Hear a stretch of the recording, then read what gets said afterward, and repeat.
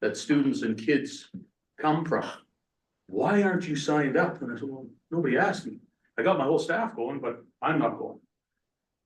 So Eva and I did a whole bunch of work to get this to happen. So what I'm gonna do tonight is I'm gonna focus on one part of the year being our halibut and seaweed camp. And Dinesh, you can just click through as you see fit. Because I'm never gonna cover everything, but I'm gonna cover some of the key things that I feel about our halibut and seaweed camp on Princess Royal Island, in which we call Kiel. Our people have been going there for thousands of years and harvesting from the sea to sustain themselves. For me, the biggest part of going to a place like Kiel is the feeling that I get every single time I get there. When I came into this room tonight, I haven't seen many of you for a long time. And the warm hug that I get is the same feeling that Eva and I have whenever we go to this special place. Not a lot of our kids are able to go and participate with the downturn of the fishing industry, in which every household in Hartley Bay had a salmon, some sort of a salmon boat, whether it was gillnet or whether it was a seine boat.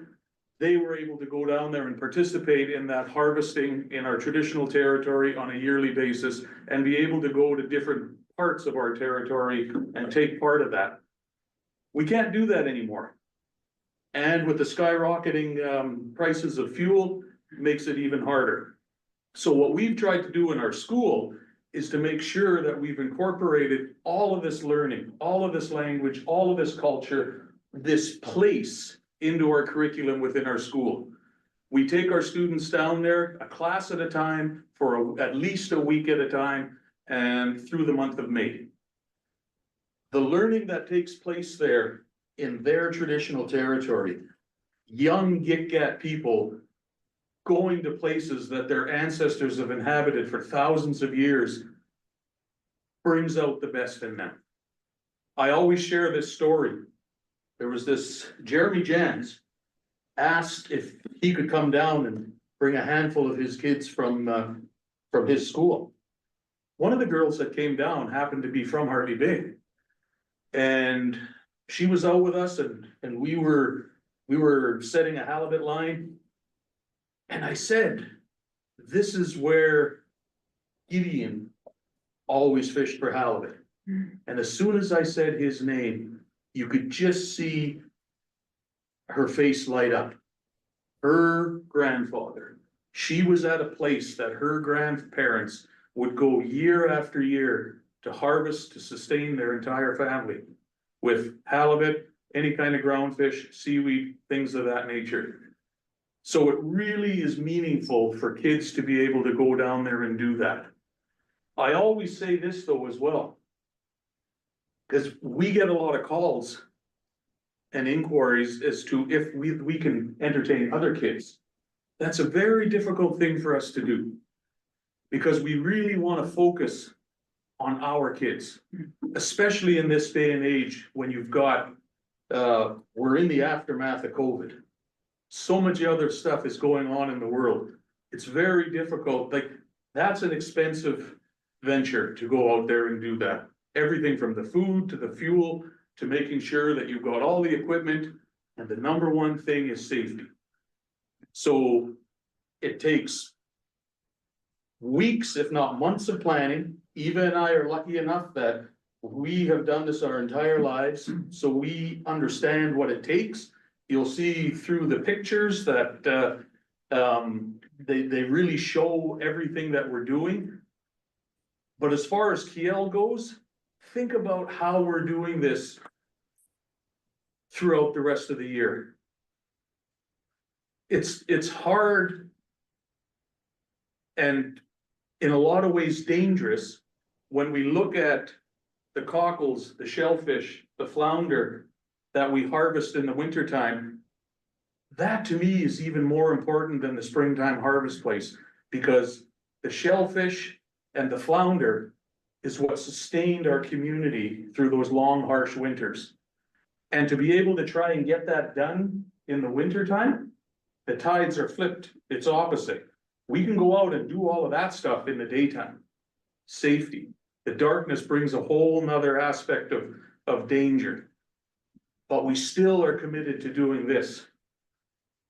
And I'm not being overly dramatic, but my people have died doing that. And our kids need to understand that. They need to understand the dangers. They need to understand how much they can take away. And that knowledge that they're gaining when we're out there doing something like this is lifelong. And it's that closeness to their heart of who they are as young Gitga'at people, thinking about all of that teaching that the ancestors have done for us. And it's up to us as a school to make sure that we're promoting it as much as we can. Us as educators are promoting it. We're looking at, I think we're upwards of the still in and around the 45 to 50% mark of First Nations learners within our district. If I'm not mistaken, in Hartley Bay, it's 100, right?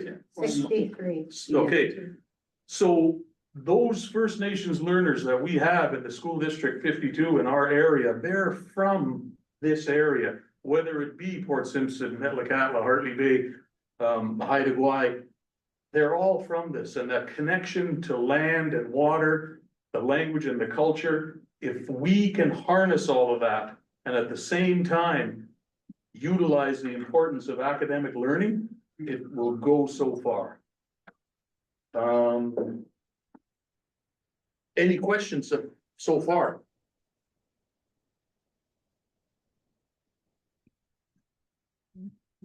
Move on. I'm just totally engaged. I want to just hear. Don't have questions. We want to hear because I think it's important for our students. I will have not a question, I'll have a comment. Yep. Like,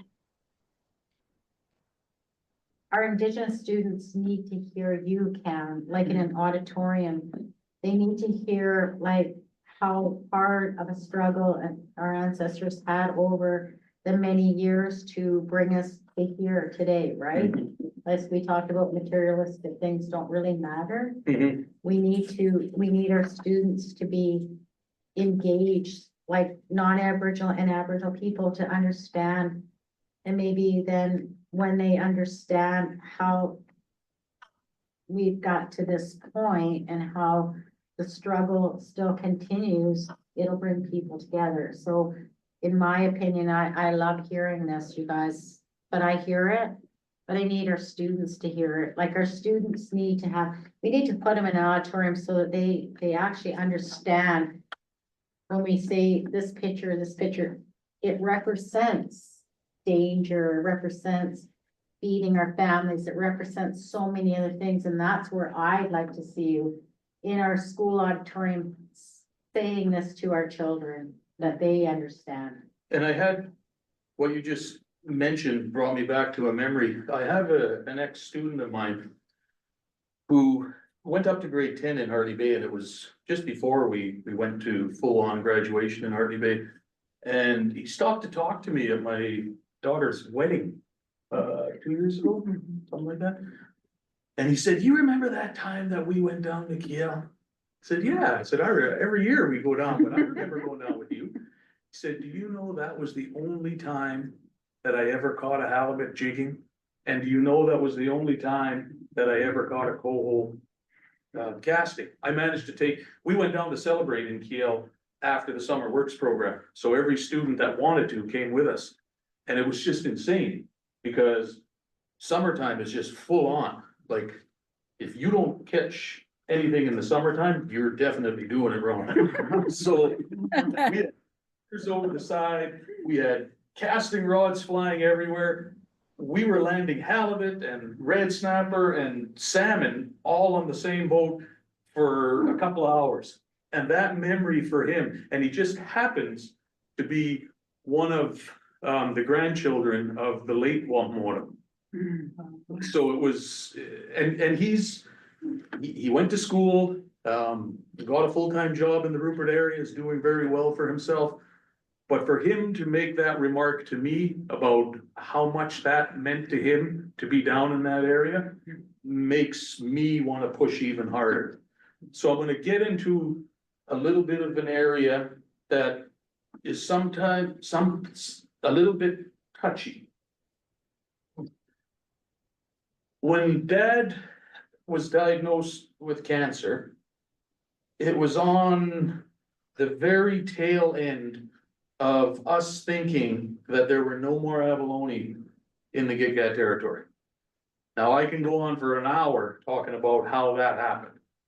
But what I can't, and point the finger. But what I'm gonna do is, I'm gonna talk about how we harvested abalone as a community. We did it once, maybe twice in the summer months. We waited until the biggest tides. My grandmother would take me and my dad, and we would go to a specific area. And if we went down, and if that was in July, and we went down again in August, we stayed away from that area. We went to somewhere totally different. And then it was done. We'd go home, we'd preserve it. It meant so much to us. One of the saddest things as a parent that I've ever experienced is for my kids to not like abalone because they never grew up with it. They never understood the meaning of it. So I have to share that because it goes back thousands of years of how we managed that single resource, but also that's how we managed every one of our resources. And I always say this because it rings in my ears every time I harvest, everywhere I go. You take what you need, but you use what you take. And I've said that, I'm sure some people get sick of me saying that, but man, if we all could live like that, this world would be so much better. So having said that, when Dad said to me, are the abalone coming back? I said, yeah, I'm seeing a few. How much? I said, well, some places maybe a half a dozen here, half a dozen there. Do you think you could bring me one more? One more to eat? And I took my son, a friend of his, and Eva. And it was gonna be his birthday. First week of August. And I saw one. I saw two, I saw three, I saw a dozen. I stripped down, I jumped over, it was low tide. Managed to get two off the rock. And I brought it back up and I gave them to Eva. This is a really emotional time, because I knew that my dad was asking for a last feed. To drive the point home of what this meant, my little son, who was about 3 or 4, very opinionated about me as a dad and what I do wrong. So he stood on the deck of our boat and said, his hands on his hip, and he said, Dad, isn't this illegal? Yes, son, it is. Well, we shouldn't be doing this, Dad. And him and I laugh about that to this day. But you know what? No one in Gitga'at territory, no Gitga'at member should be told what they can and can't do in their own territory. And I take that to heart. So I say this, the people that I work with, the board that represents us so well, school district staff, and all of my colleagues as far as principals go and people I grew up with, Roberta. I'm gonna make sure that our kids know about that. And I'm gonna make sure that they know the demise of how abalone came to be near extinct in our territory. And I'm gonna make sure that they understand how to harvest it properly, how to look after it so that that never ever happens again. So it's a real fine line of me crossing a line and doing something illegal. But in my mind, my language, my culture, my people, and the teachings that we have far supersede what any federal government is telling me that I can and can't do. So I give you fair warning that We do stuff like that, but we need to, and I'll be the first one to say and do it. That we're gonna do it properly, and our kids need to understand that. When it got so bad, when we couldn't harvest abalone, we needed something to take its place. That something turned out to be sea cucumber, or as we call it, Genti. So we would go out and harvest thousands of them to take the place of what abalone meant to us. So constantly evolving, constantly thinking, going down paths that might not be in the norm. But with the sole intent of making sure that we're out in the territory, we're harvesting, we're managing properly, and instilling that in my students is so important. But I always have to keep on saying this. Always keeping in mind about the academic part of it as well too. Because we're a part of something called Connected Classrooms, which I've talked to the board about before. It's still a huge part of our school. And I'm not gonna say the name, but we have Starlink. Not gonna say who promotes that, but it's been pretty good for us because we can time when we're down in Kiel with the tides, figure out how quickly we can get back to the house and be online for physics or math at 10 or at 1 or English, whenever that may be. So it's this constant juggling act of making sure that, yes, we're getting that across to my students, but we're also making sure that the pad and paper are being used and that we're not missing anything any time that we do that. As far as Kiel goes, every year, I talk with our hereditary system, let them know exactly what we're doing, what we're gonna be. I mean, they taught me, my hereditary system taught me, so I'm just reciprocating it and letting them know exactly what we're doing. And I guess I can kind of finish off with this in saying that the joy and the proud students, when they come back from Kiel and they have memories like what you see on the board right now, and they're able to bring back a halibut or dried halibut or seaweed, sea cucumber, yance, I don't even know what that's called, what's the yance? Chitons, right? So we go out and we do all of that with always understanding that our people were here and we feel it. It's just like I described earlier, it's a hug every time we go down there. They want it. And they show us the way. So, I don't know, I'm sure I've gone over my time limit. Who cares? Yeah. But But I'd entertain any questions about how we do this.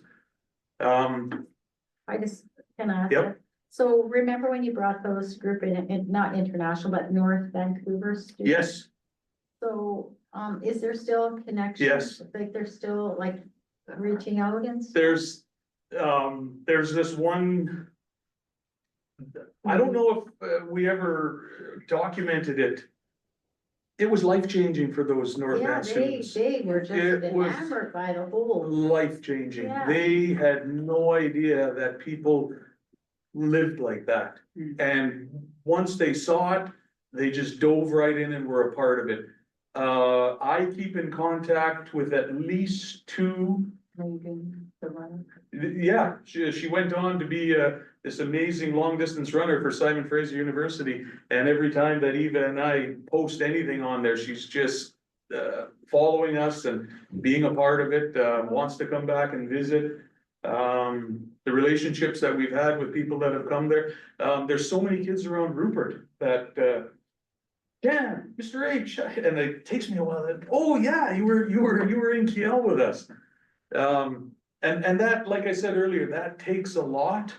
I really don't want, I want, if some students don't have the opportunity to participate in something like this, I'll bend over backwards to make sure that I can try and do that for them.